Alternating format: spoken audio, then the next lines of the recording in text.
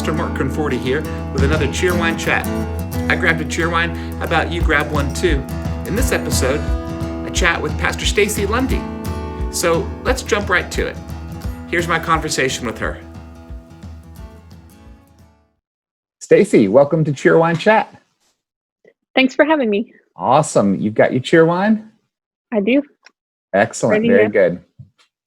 Well, it's been quite a year, one like we've never seen before. And I wanted to ask, what's something you've learned over the course of this past year?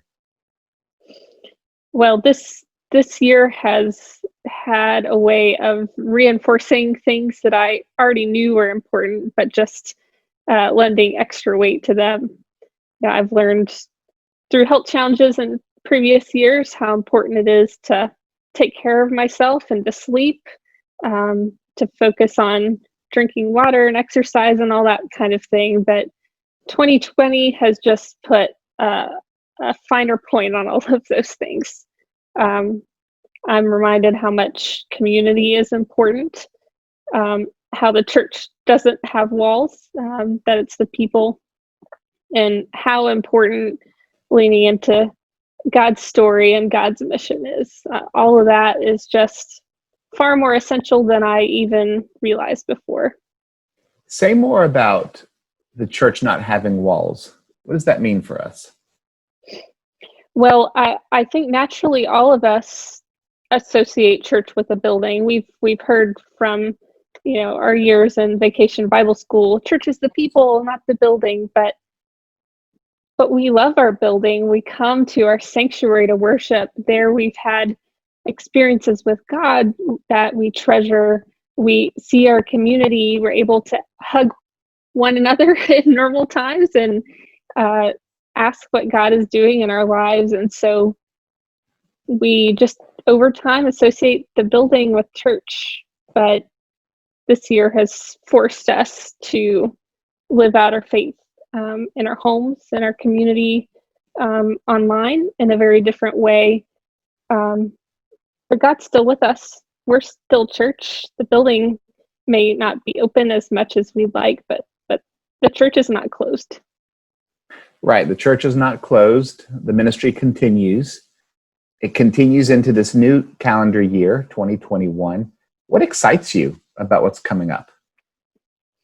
Well, I'm really excited about our discipleship emphasis on the story. Like I said, I've recognized again anew, as I've known before, that God's scripture is so essential for us. If we have nothing else, we have scripture. If we can't gather in person, if we can't gather in groups in the same way that we're used to, we still have everything we need for discipleship. And so I'm excited to read scripture together in a pattern together, to go from beginning to end, to see that great sweep of God working for our salvation, and to know I'm doing that with my brothers and sisters, even if we can't see each other. And there's more opportunity as things calm down a little bit to gather in person. So I'm excited about that. I feel like the story is providing for us a framework that we can build into as the year goes on, as more opportunity opens up for us to gather and be together. Yeah. Right. Yeah. I mean, discipleship is about being more and more like what scripture teaches us anyway. So it's our focus no matter what program we put on it. This just gets us back to the core of what God's doing in us as disciples. So it's exciting. Yeah. I think that everybody's needed to figure out through the pandemic, what is it that they love and cherish the most? What is it that maybe we've been doing that we really don't need to do anymore, that can just go away? It's not just true at home, but in other areas of life. But also we've had the chance to experiment and try new things. As you look into the next year and you think about First United Methodist Church of Salisbury, what are some things you think we need to try differently? How could we experiment moving forward?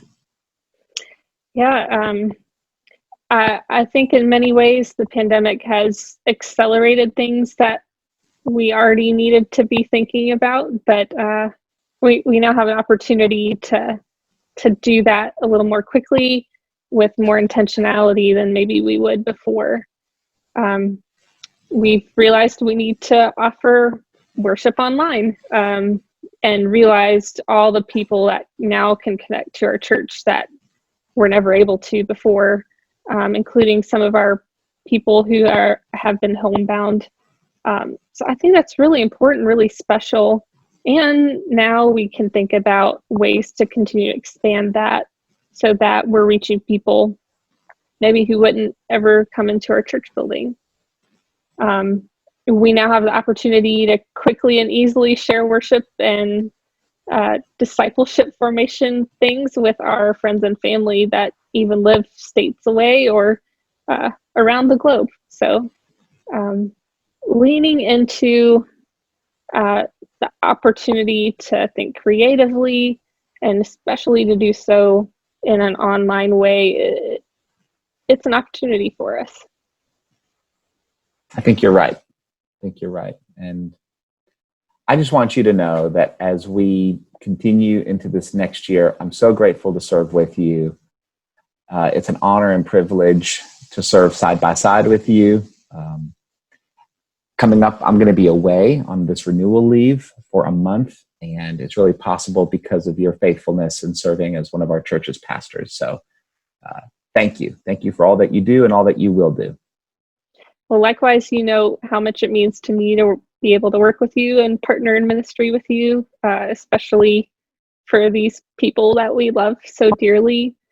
The pandemic has forced us to think creatively and outside the box, from second one, and then throw those plans out the window and try again. And it takes a lot of energy. So I'm grateful, and I know the church is grateful that you'll get to have some time away so that you can build those resources back up so we can continue thinking about how God's leading us into the future.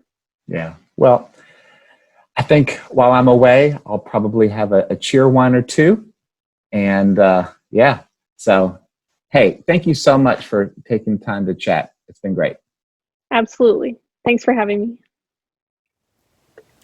Before I sign off, a big thank you to everybody in the church for supporting me as I step into this next month.